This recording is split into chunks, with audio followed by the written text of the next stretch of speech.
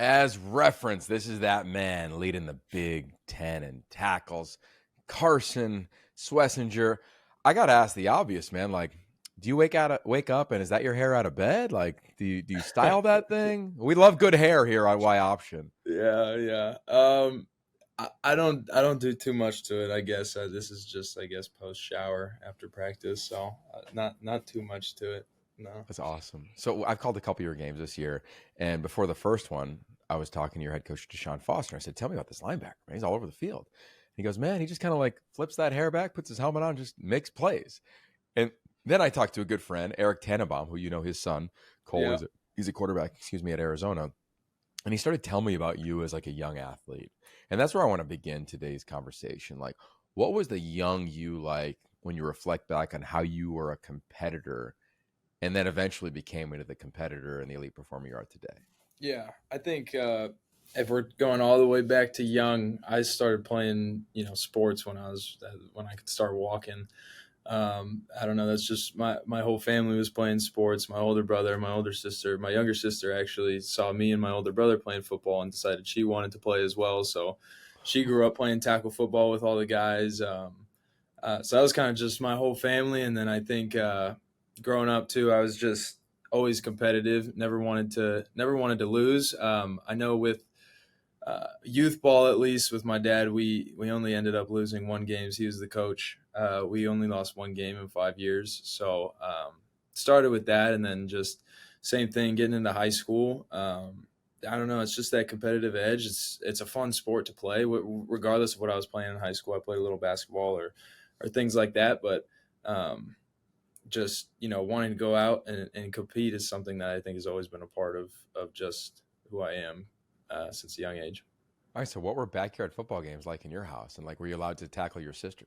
Oh man, she always got the benefit of the doubt from my dad, but when she'd go on the field and we'd be watching, she'd just be putting everybody in their place, scoring touchdowns. She wasn't just sitting on the sideline; she was in there, defensive end, running back, scoring touchdowns, things like that. But growing up, it was always me and my older brother going at it. Eventually they'd all get to a point where we were getting too rough, and one of us would get in trouble. Most of the time, it'd be me because I'd be losing. He had the size advantage and stuff, but always competing with my brother in the backyard. We were making up games. Our parents would say we couldn't do one. We'd try and make one up that would bend the rules just enough so we could still be throwing each other on the ground, things like that. Oh, I love that. I have so many questions about that. I have two boys and I'm the youth coach, but we'll save that for another time because you got a way more important story than that. I'm also a walk-on who earned a scholarship. Love the Mhm. story of that. But I think there's always a moment where we tell ourselves, hey, I can go play at that level. Did you have one? And if so, what was it like? Yeah, I think there maybe have been a couple. So I know when I first showed up, I felt maybe a little out of place, a little imposter syndrome. As a didn't know if I belonged, and then it was really the first fall camp when you're getting to watch everybody play and stuff, and I guess there's at least a little bit of level of confidence where I'm like, okay, you know what, I can play with these people. Maybe I'm on the younger side now, on the smaller side, but this is a level of football I can play. And then I think the real moment that I gained a lot of confidence was somewhere in that first year. I started playing some special teams on the field, and it was the same thing. Just realizing sometimes you hype it up a little too much in your head and stuff, and you're realizing on the field, I'm like, okay, you know what, I can hang with these guys, and this is something that I'm able to do. I think sometimes as a walk-on, and even as a scholarship player, but like that first training camp, you reference sometimes it could be a challenge. I can remember like looking up at like the ceiling in the dorm in training camp and being like, God, is this place like really for me? Like, can I do this? And, Hmm. and you had to have like, to me, like there was nowhere to hide. Like Hmm. I had to face it. I can remember it so vividly. It was Sutherland Hall, seventh floor in Pittsburgh, PA for the Pitt Panthers. Did you have that? And then did you have a moment where you were like, okay, I'm gonna, you know, I'm gonna be in an like uncompromising. I'm gonna be like, no matter what, I'm gonna go for it. Did you have a moment like that for yourself early on, and then have never looked back? I think I couldn't go back to one specific moment, but I think that's just kind of been my mindset even since like I said, since I've been little, is when I'm on the field. I kind of only know one speed to go. And that's just going to be going full speed, max effort. I think my dad always instilled in me. He's like, the one thing that people shouldn't be able to bash is your effort when you're on the field. And so that's something too that, when, like you said, first couple of weeks of fall camp, I may be feeling, uneasy about things, but the one thing I was going to do is make sure that I wasn't the reason uh, things didn't work out. I was going to, give every shot I had. So in terms of, being able to think that this is something I could do, I think it was always something that I had faith in myself and the people around me. And I think, that's what's gotten me to where I'm at.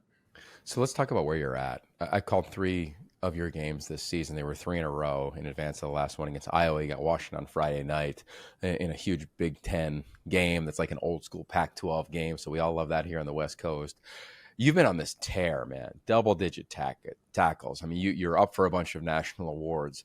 What has it been like to be you when you're playing? Like, take me through what it's like to 10, 11, 12 tackles in any given game.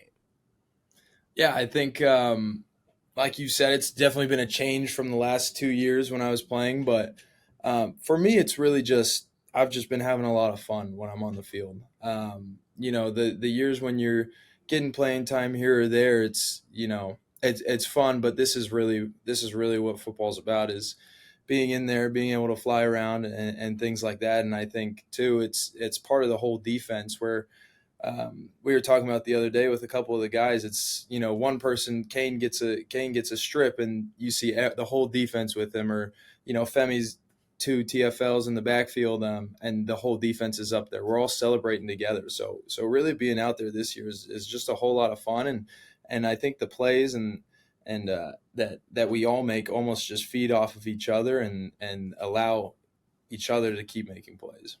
You guys had this hellacious stretch that I believe was as challenging as anybody in America. I know you guys aren't about excuses and you just go into the next game, but you got through that, and now you've had all this success under first-year head coach DeShaun Foster. How were you able to stay, as you guys would say, enthusiastic every single day amid road game in Baton Rouge, road game at Penn State, game against Oregon at home, like just a challenging stretch that would test any team in the country? Mm-hmm.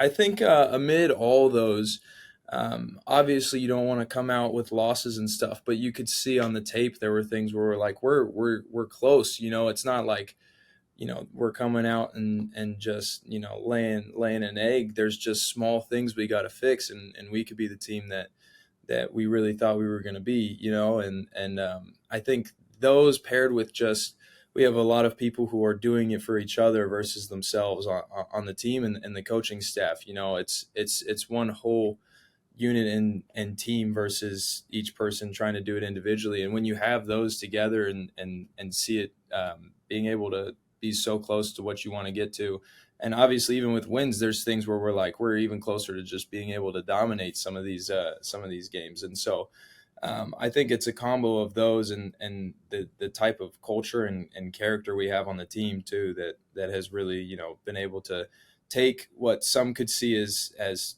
things that weren't good, and we're able to form them, learn from them, and turn them into what we've been able to. Akaika Malloy is your defensive coordinator. He's a guy that you've known since you showed up on campus. He's a guy that played at Washington, your opponent this weekend. I've known him for about 20 years, and his energy is clearly infectious and something that jumps off the practice field or just when you meet him and he gives you a hug and a high five. What is it like to play for a guy like that, and how has he made sure that your side of the ball has just continued to evolve positively as the season has progressed? Yeah, I think playing for him is one of the greatest coaches you could probably play for in terms of a defensive coordinator. If you were watching the Iowa UCLA game, you see anytime we had a turnover, all the players are jumping around and stuff, and all of a sudden you see him flying in, jumping around with us. So you have that aspect of the energy and enthusiasm that he's always going to bring, and then there's also a level of focus throughout the week too, where he's able to balance both having the focus and the discipline on getting what we need to do done, but still also having that enthusiasm with it.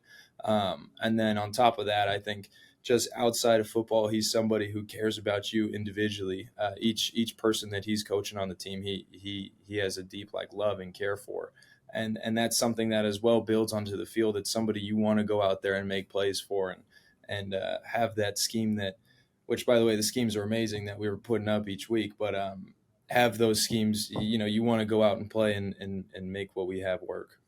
Yeah, you're one of my favorite defenses to study every single week. You also have one of my favorite SIDs, and Andrew Sinatra. He told me a story that after the Penn State game, you're flying home and you're doing homework on the flight. Like, you engineering major, right? Like, Yeah. what is that about? How do you navigate that? When do you sleep? How are you doing academically right now? Academics, obviously during season, there's always some things you're going to have to sacrifice. So maybe a little bit less free time in the season and things like that. But I tend to think it's not too difficult in terms of a lot of people have other things going on too. So for me, it's just a little bit more on the academic side and things like that. A couple more midterms than most people, but yeah, just kind of figuring out the free time to get things done. It's just being a little bit more prepared throughout the week with knowing when I have time to do things, but it's not too bad. Yeah, you could handle it. You can do anything, man. Captain America, right? To that point, a couple more before we cut you loose here. When you got put on scholarship in the fall of 2022, what was the first phone call that you made, and do you recall who it was with and the context of it? Oh yeah, the first call was to my parents. I think it was. I don't remember if it was to my dad or my mom. It might have been to my dad, but then he didn't answer, so then it was to my mom. But it was both of them. They weren't together at the time, so it was separate. I remember calling my dad because he was at my little brother's practice. So I told him, and then when I called my mom, she was with my younger sister and my older brothers. So both of those were pretty cool calls to have. Pretty surreal at the time. What'd you say? And what did they say? I'm normally a little bit awkward when things are kind of a little bit serious, so I was more just like, I kind of just said it bluntly. Yeah, they just put me on scholarship, kind of just like that, and then they start getting like, they start freaking out a little, and then I get more uncomfortable. So, but it was pretty cool to hear their happiness.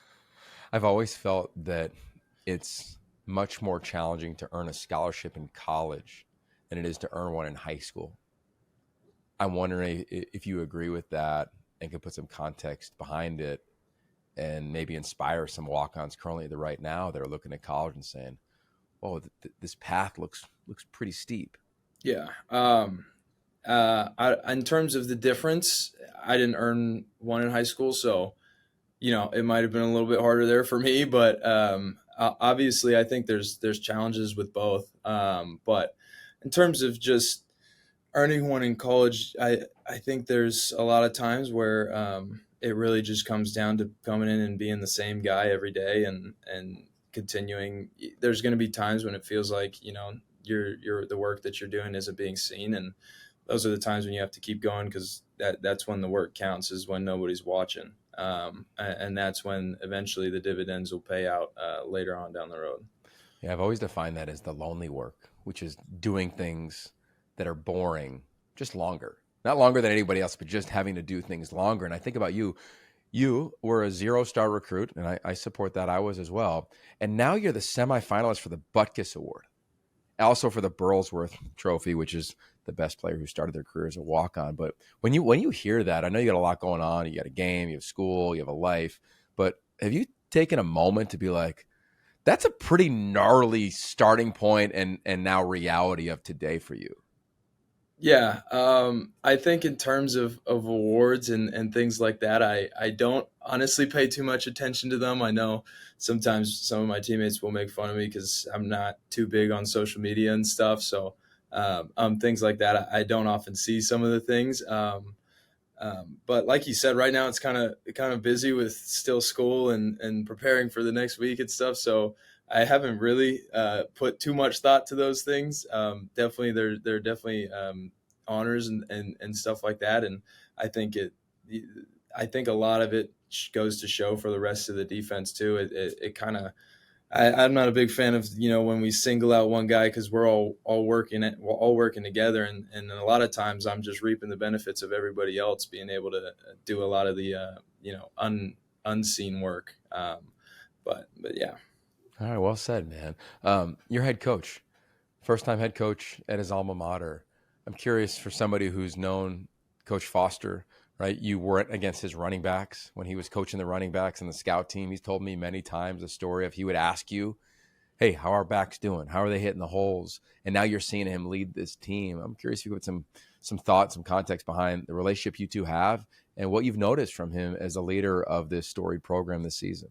Yeah, I think in terms of the relationship we have, for me, it was pretty cool to see come full circle because, like you said, I started just going against his backs and stuff on scout team. And he was one of the coaches that, as a walk on, would come and tell me, you're gonna end up being something here. And so being able to have that confidence from him early on and things like that, and then watching it come full circle now to where he honestly pushed me into the more playtime this year, and seeing how that come about has been pretty great. And then just in terms of as a coach, it's similar to Malloy where it's somebody you want to go out and play for. You can feel the passion he has for the game and has for us, and those three pillars really are what the program is and what he teaches. He doesn't just tell us to do it; he has those three pillars in his own life as well. So it's something where it's very easy to come and want to play for him.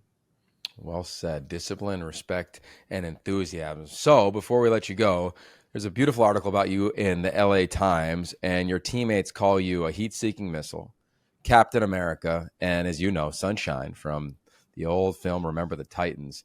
If you were to pick one, like which one are you saying, okay, you can call me that?